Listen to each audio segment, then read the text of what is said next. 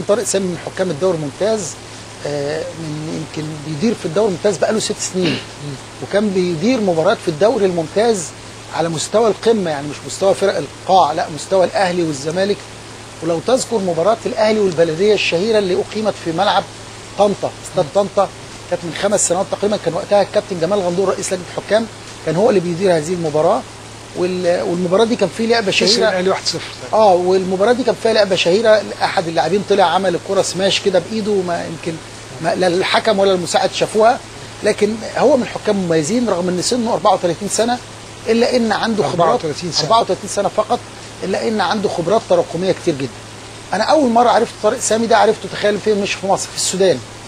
كنت عام 2005 في يناير 2005 كنا عندنا معسكر لحكام النخبه العرب في الخرطوم في السودان، واذا برئيس لجنه حكام السودان الكابتن صلاح جاي بيوصينا على طارق سامي، يقول لنا ده احسن حكم عندنا في السودان وهو مصري. استغربنا حكم مصري وبيحكم في السودان. اكتشفنا والدته موظفه في وزاره الخارجيه، كانت تعمل في السودان في الوزاره هناك في الخارجيه خلصت فترتها فهو كان مرافق ليها، فاحترف التحكيم في الدوري السوداني 3 سنوات تقريبا، وكان بيدير اصعب المباريات هناك واكتسب خبرات، كان حكم على اعلى مستوى. انا شخصيا لما رجعت هنا مصر، مش فاكر كان مين رئيس لجنه وقتها، كان الكابتن جمال غندور رئيس لجنه، قلت لهم او كابتن محمد حافظ، قلت لهم يا كباتن في حكم وصونا عليه في السودان. فعلا لما جه هنا مصر اثبت وجوده واثبت كفاءته، وهو بيعمل موظف في وزاره الثقافه. وللاسف شديد ان هذا الحكم لو كان واصل بعد ما دفع بيه الكابتن جمال غندور قبل 5 سنوات في الدوري الممتاز، كان يبقى ليه شأن تاني، كان بقى ليه شأن كبير، خاصه ان سنه صغير ولياقته البدنيه عاليه، وعنده مقومات الحكم الدولي، ثقافته عاليه. خد بالك هو خريج تربيه رياضيه وبيحضر دراسات عليا، والثقافه مطلوبه عند الحكم، ان الحكم المثقف بيحسن تمثيل مصر خارجيا كسفير لمصر في المباريات الدوليه اللي احنا بنشوف. يمكن الواحد كان بيطلع في بعض الاحيان بيتشرف بحكم معاه لغه وشكله كويس، بيلبس كويس، بيتكلم كويس، تبقى مقومات. بمناسبه شكله شديد الشبه جدا كابتن ناصر بكابتن اسامه نبيه مدرب الزمالك، وخد بالك هما الاثنين مهذبين كمان. وهو مؤسس على فكره، ثقافته عاليه جدا لدرجه ان هو عنده خبره كبيره بالكمبيوتر، ومؤسس لموقع لحكام كره القدم. موقع مخصص لحكام، دي صفحه على الفيسبوك مش موقع، يعني حاجه خاصه كده مش دعايه. طيب نروح للحالات التحكيميه. احنا نسينا طبعا ان كان بيعاونوا الكابتن محمود المرشدي والكابتن يوسف البساطي وكابتن شريف حسن حكم رابع. وخد بالك يوسف البساطي ده مكسب المباراه النهارده، سنه 27 سنه فقط يا كابتن، من منطقه دمياط، وحكم بيلعب لاول مره في الدوري الممتاز هذا الموسم، ودي 3 مباراه ليه في الدوري الممتاز. واعتقد ان هو النهارده اجاد وتفوق على نفسه، وان كان في عنده خطا بس مش مشكله، قلنا الحكم الافضل هو الاقل خطا، لان مفيش حكم ولا في بشر اساسا لا يخطئ. جميل. نروح للحالات التحكيميه. اول لعبه كانت معانا يمكن لعبه كانت صعبه شويه، لانها داخل منطقه الجزاء، هل ضربه جزاء ولا لا؟ واللعبه دي الاول وهله كده يعني نحس ان فيها حاجه، لكن لما تبص هنا في الاعاده يا كابتن طارق، مهاجم لو في اعاده اقرب يا محسن، زميلنا محسن الشربيني والاستاذ محمد عطيه المخرج طبعا، لو في اعاده اقرب يا ريت تجيبها لنا. واللاعب الاهلي بيحتاج بلاعب من الكادر ده. بس اولا انا عايز اقول لحضرتك حاجه، اللعبه هنا الكره في حوزه مين؟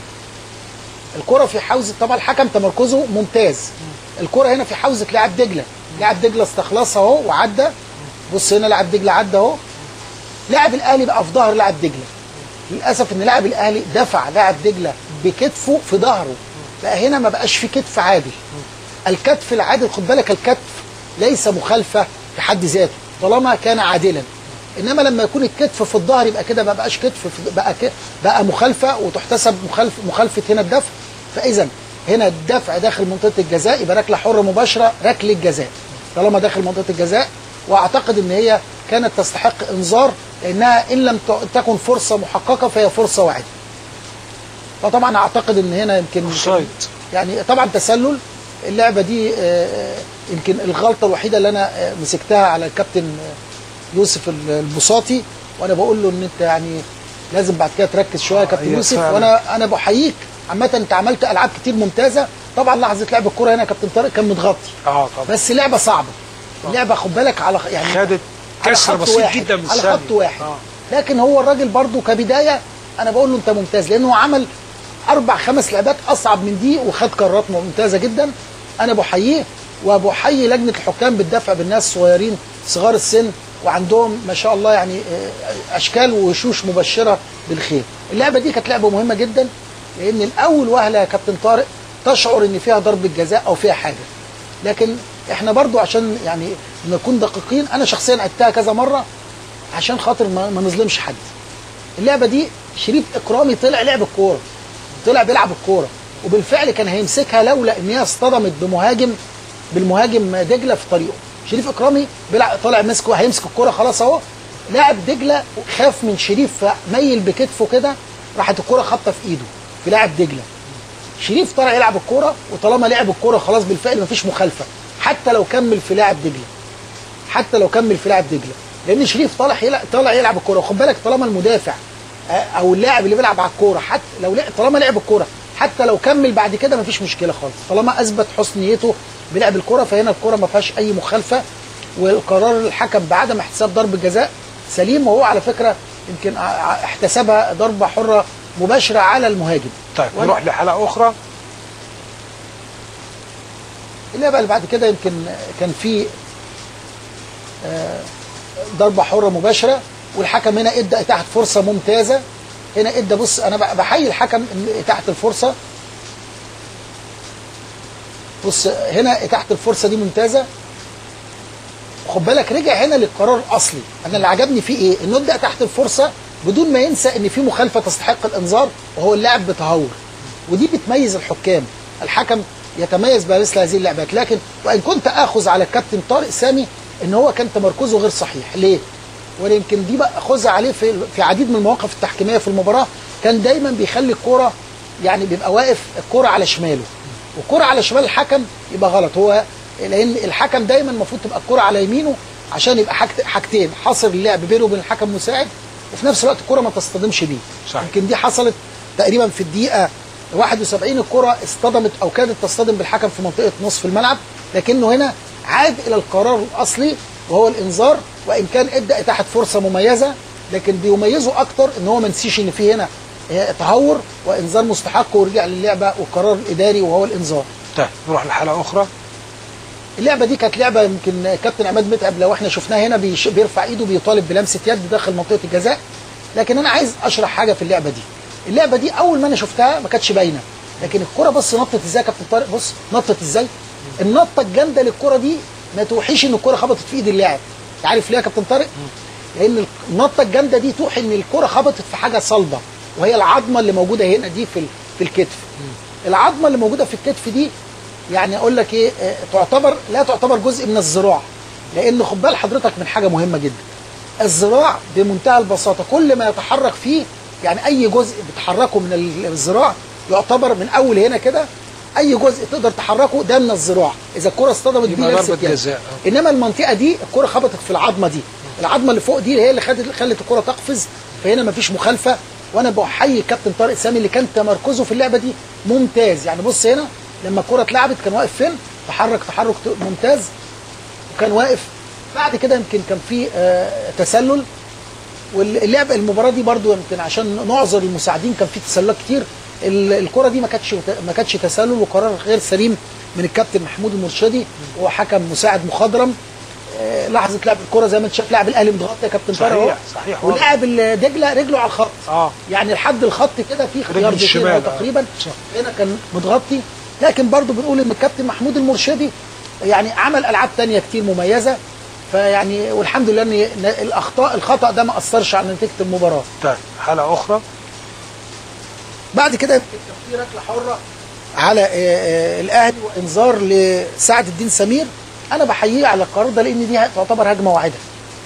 اللعبه دي يا كابتن طارق من الهجمات الواعده اللي هي بتبنى في منطقه نصف الملعب، هو لم يتردد انه يديها. بص هنا لاعب دجله هيبني هجمه، حصل في عرقله من الخلف. لا في هنا فعلا في هنا عرقله هنا، لاعب دجله رايح يعمل هجمه واعده. هو انت عارف اللاعب خبطه كده في الجزء اللي هو بتاع يعني نقدر نقول كعب رجله او حاجه كده، داس عليه، فهنا فعلا تعتبر هجمه واعده. واعتقد ان هو كان قرار سليم وموفق تماما. نروح للعبه ثانيه. اخر لعبه معانا كانت في الدقيقه 40 من الشوط الثاني تقريبا، ركله حره على الاهلي. انا بقول ان الركله حره مظبوطه تمام، لكن كان ينقصها الانذار. ليه الانذار؟ لان الاعاده هنا هتوضح يا كابتن طارق ان في هنا سوء سلوك من لاعب النادي الاهلي. بص هنا لاعب النادي الاهلي عمل ايه؟ بص يا كابتن طارق عمل ايه؟ لا انا عايزك ترجع. ايوه اول ما دي خبطت في وشه، بس بص هنا لاعب النادي الاهلي عمل ايه؟ الكره في الهواء فوق، اعتمد ان الحكم ممكن ما يكونش شايف، وفعلا في بعض الحكام بيبصوا للكره وده خطا. بص للحدث اللي بيحصل، مش كوع، هو اداله بايديه بالمنطقه الطريه اللي في الايد دي في ناحيه وشه كده او ناحيه الفم، منطقه الفم، وده يعتبر سوء سلوك. هو لو كان كوع اعتقد ان هي كانت تستحق الطرد، بالذات لو كانت بالجزء المدبب، لان كده هيبقى لعب عنيف او ممكن ترقى الى ضربه الجزء. انا هنا بقول ان هي تستحق انذار. الكابتن طارق سامي اعذره ان هو ممكن ما كانش باصص لها، وان كنت اطلب منه ان من واجبه انه ما يبصش للكره فوق، يبص لمنطقه الحدث هنا. طارق سامي بصفه عامه في مباراه النهارده اداؤه ايه؟ لا اداؤه جيد. انا اعتقد ان هو يمكن تنقصه فيه بعض الملحوظات البسيطه كده في التحركات. يعني انا قلت لحضرتك في الدقيقه 71 في كان وقف في نص الملعب. انا بقول لاي حكم ما تتواجدش في منطقه نص الملعب. نص الملعب دي بالنسبه لك تبقى منطقه الغام، صحيح، خاصه لما يكون اللعب في المنطقه دي. دايما نص الملعب تجاوزه وعديه، وخلي دايما الكوره على يمينك. وبقول له برضو في بعض المواقف كان المفروض تجري فيها بسرعه. لولا الموقف اللي هو حصل فيه ضرب الجزاء اللي احنا حللناه ده، انا اعتقد ان هو كان ممكن يرقى الى الامتياز. لكن انا اعتقد ان هو تقديره العام جيد، هو والمساعدين الاثنين المساعدين معاه. وباكد تاني على يوسف البساطي، حكم من المساعد، هيبقى من المساعدين الكبار في مصر، 27 سنه، مستوى جيد جدا. واعتقد ان هو مكسب المباراه النهارده مع الكابتن طارق سامي ان شاء الله.